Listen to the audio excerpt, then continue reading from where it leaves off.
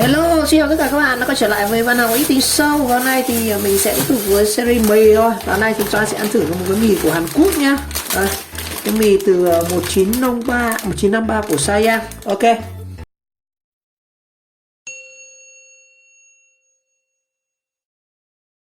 Mình đang cầm trên tay ăn mì Sayang 1953, toàn tiếng Hàn thôi. Đây, nó là mì Sayang ramen nhá. Gói này thì mình cũng chưa ăn bao giờ luôn. Một gói màu cam. Ở ngoài thì nó cũng thật sự mình không biết mì là mì gì. Chắc là mì mì nước thôi, nhưng mà xem thành phần có gì. Nó tên gọi là mì Sayang ramen này. Gồm có bột mì, tinh bột sắn. Wow, rất nhiều thứ. Gói súp gia vị cũng có gia vị tương, chất điều vị rất nhiều. Có chất, nói chung cái mì này của Hàn Quốc nhá. Nó từ nhà máy Sarang Food, xuất xứ từ Hàn Quốc. Thì là cái này nó khá là đắt. Một gói mì này thì giá đổ ở đây thì mình đang cầm trên tay bill của nó này. Con này thì mì nó khá là đắt, tại vì mì nhập trực tiếp từ Hàn Quốc. Nó là mì Sayang ramen 1, giá là 20.900, còn 21.000 gói mì này. Ăn không biết có ra gì không. Một gói mì này thì mình hoàn toàn có thể ăn bát phở Việt Nam ngon lành đấy, nhưng mà cứ mua thử một gói mì của Hàn Quốc ăn thế nào. Hãng là Sayang này. Đó. Cách sử dụng xem nào. Cách sử dụng thì xem nào, mì này xem nấu cái gì đây. Chả thấy hướng dẫn sử dụng gì. Trời ơi, gói súp này. À đây đây, cách dùng là cho mì và rau vào 500ml, nấu khoảng 4-5 phút để con nông có thể ăn rau tươi và hành lá. Sử dụng đến 30/1/21 này. Nhìn nó cũng rất là cute anh em. Mì rất là cute. Màu thì màu cam, màu như màu của con lốc, màu sắc cam của Hà Lan vậy. Nó cũng không có gì tán tiếng Hàn đâu, mình cũng không dịch được cái này. Nhưng mà nó cũng khá là chát, 21.000 một gói mì. Trời ơi, mì của Việt Nam chỉ mình thấy đắt nhất chỉ có 10 mấy nghìn thôi. Cái mì này tận 21.000, không biết nó có ra gì không. Bây giờ cắt xem bên trong có gì nhá. Nào xem cái mì 21k này nó có khỉ gió gì mà sao đắt vậy.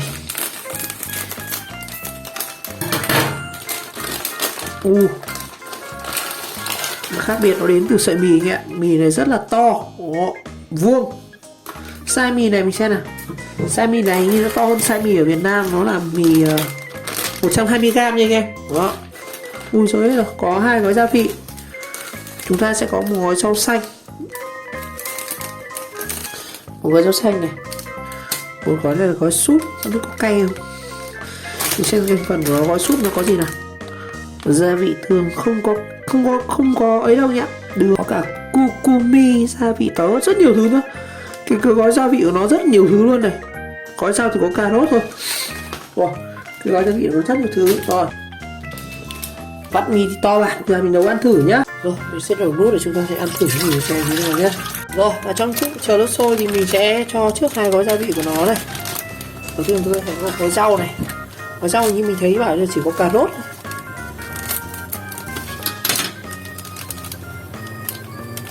Đổ vào nhá, xem nó có gì. Có hành, một chút cà rốt. Rồi, xem gói gia vị này, màu đỏ này, nhìn rất là đẹp.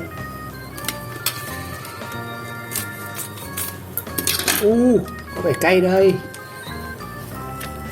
Nó có màu đỏ chóe nha. Ui, nước đỏ lư luôn này, kinh vật. Màu rất đẹp nhá, đỏ lư luôn. Rồi, thì nước sôi rồi. Đó. Cái này chắc là cay đây nhỉ, mùi nó khá là nồng. Mình sẽ cho cái mì này vào nha. Được cái là cái bát mì của nó rất là to nhá. Sợi mì thì cũng không phải là lớn đâu, nhưng mà nó làm cái bánh mì rất là to luôn. Chắc chắn.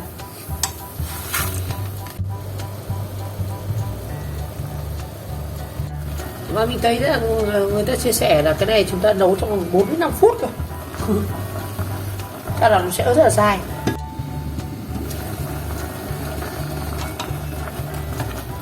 Wow, nó dài thật. Rồi, cái mì này cảm nhận khi mình nấu thì nó rất là thơm nha. Nó có mùi kiểu thơm rất đặc trưng nhá. Không giống cái mì ở Việt Nam đâu.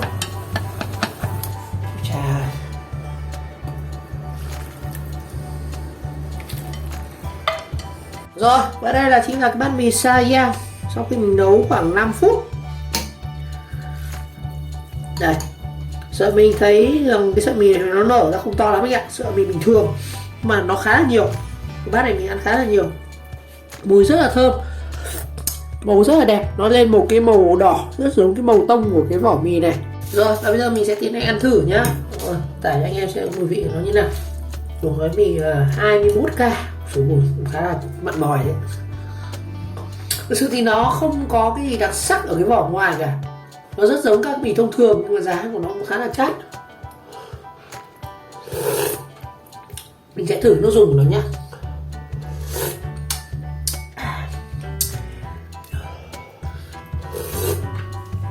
Cảm giác đầu tiên là nó không cay, nó không cay như cái mì khè ra lửa ấy. Nhưng cái mì này nó rất là dịu. Cái vị đỏ cho mình đoán nó là vị kim chi hoặc là nước cà rốt. Đó. Ăn khá là thơm, mặn, rất là kiểu như là nó đậm đá. Thử sợi mì xem nào. Mì Hàn Quốc thì sợi mì nó rất là ngon anh em, rất là dài. Cái sản phẩm này được nhập trực khẩu trực tiếp từ Hàn Quốc nhá, từ nhà máy của họ nhá, không phải là cái mì Việt Nam. Một số cái mì như là hàng như kiểu làm lại ấy.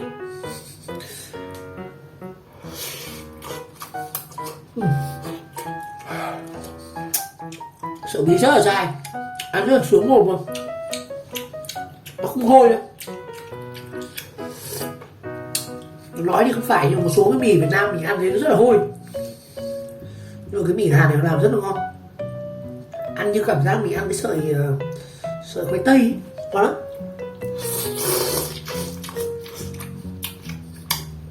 Mặc dù mình đun 5 phút mà cái sợi mì của nó còn rất là dai, ăn nó không bị bở bùng bục đâu.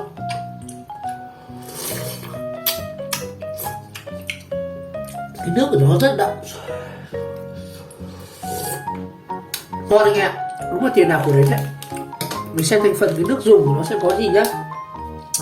Gồm có rất nhiều thứ nhá: bột gạo, curcuma, gia vị hành tỏi, ớt, cashew, tiêu, chất điều vị, chất xuất nấm, ớt, dầu cọ, hành, màu tự nhiên, paprika, caramel, hương, dầu tỏi. Gói rau thì chúng ta sẽ có cà rốt và một số cái chung kyo chache, mình không biết là khỉ gì, chung chua kake là cái gì không biết. Lúc mình nấu mình thấy nó có nổi lên mấy cái như kiểu cái xúc xích ấy, nhưng mà như không phải.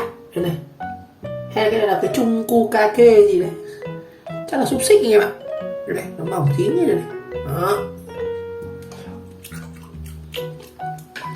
hình như là xúc xích, như kiểu giam bông ấy.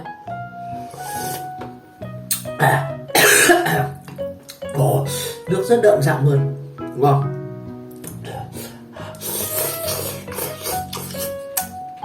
Ăn gói mì rất sướng, không cay đâu. Lúc đầu mình tưởng nó cay nhưng mà không ra, không phải là cay, màu đẹp thôi.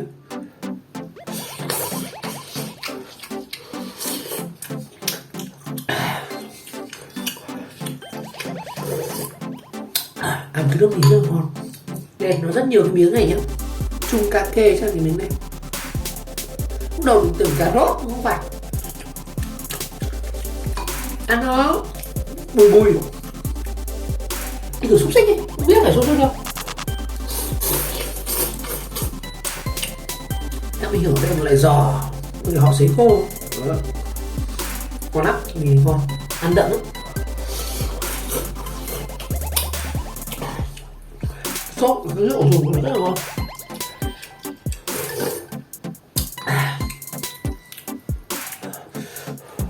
Cái này ngon đấy. Mà ăn cũng nhiều, tại vì sợi mì nó làm một cái size bánh 120g, ăn chắc là no đấy.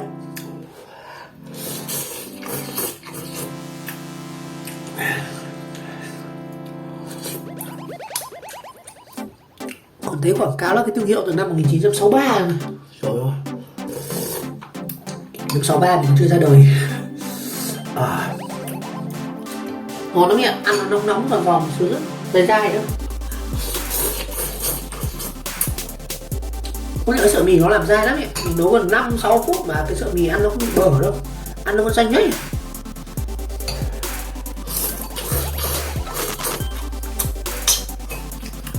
Nó dai nhưng cắn thì nó vẫn mềm, không phải dai như kiểu cái đuôi đâu.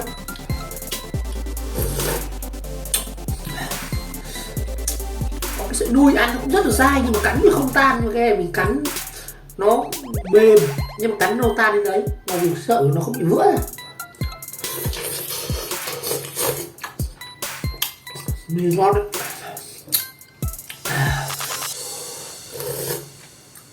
Ở đây mình nấu nguyên bản nhé, mình không cho thêm bất cứ một gì cả.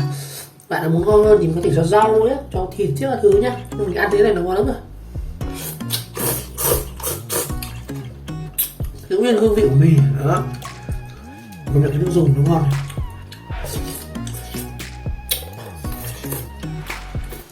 Nó hơi cay cay một chút, ăn cũng đậm, mặn mặn. Bùi chính xác là ăn bùi bùi ấy, không phải là cứ mặn đâu. Cái mì nó ngon.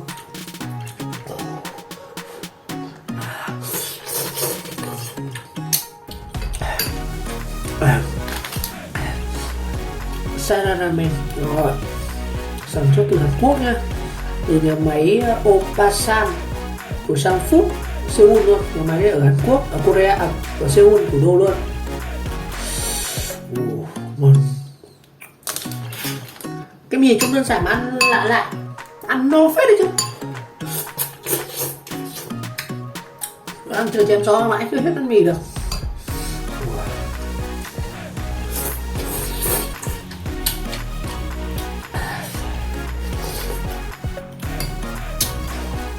Tất nhiên là giá nó cao thì nó là sản phẩm nhập khẩu, thì chúng ta phải chịu một số loại thuế đấy, phí vận chuyển đấy đâu. Nhưng mà ăn mì đã đấy. Nào mình một thời gian trước mình ăn mì cay của Hàn Quốc rất là nhiều nhưng mình sợ ăn nhiều, nó ăn xong nó chung đi vệ sinh rác lắm. Mà cái mì này thì nó vừa này, không cay đâu, màu sắc nó đẹp nữa.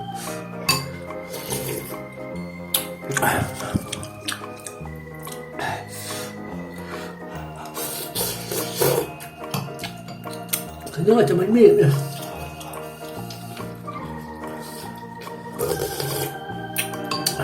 Đậm đà.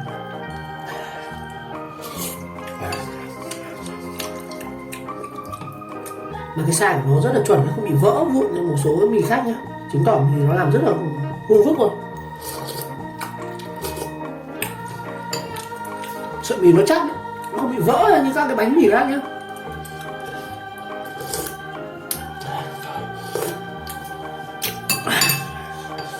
Ngon thật kìa. Nó có cái đặc trưng là có những miếng này này, mình không biết là miếng gì luôn. Nó mỏng thôi, dưới còn rất nhiều hành này.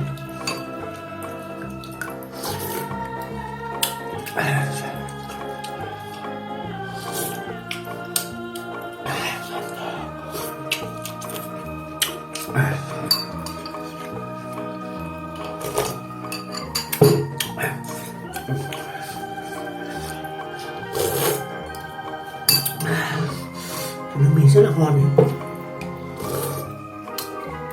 Sợi mì nó rất là ngon. Ngon đấy, mì ngon.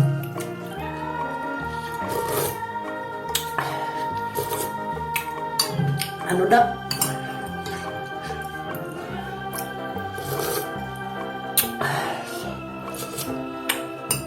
Mà nó không ra hẳn vị bò hay vị kim chi đâu. Rất khó tả cái mì này. Mình thấy nó cảm giác cái vị của kim chi nhá, nó vị chua chua của kim chi, một chút thì đó vị của vị phở mì bò.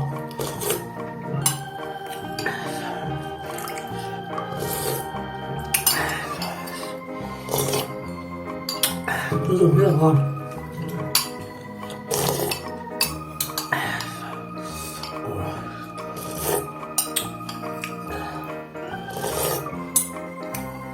Quá đã luôn. Mình ăn no tiền này thật no rồi, không thể ăn được nữa tại vì cái size mình nó lớn mà ăn mãi không hết rồi.